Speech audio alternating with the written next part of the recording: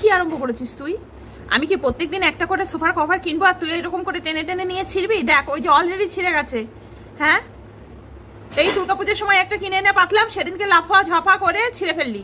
আজকে আবার দেখ ওইখানটায় এই যে ফেটে গেছে, এই যে দেখ এখানটা ফেটে গেছে। তুই দিবি? তুই দিবি?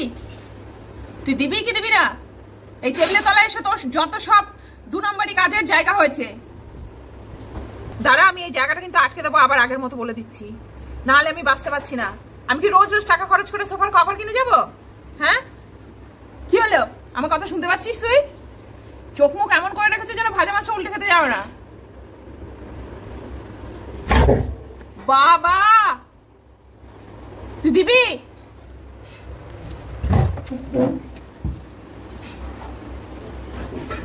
আয় বলছি, দে ওটা। কি হলো? এসো, তাড়াতাড়ি এসো, দাও। কি হলো? আবার কি হলো?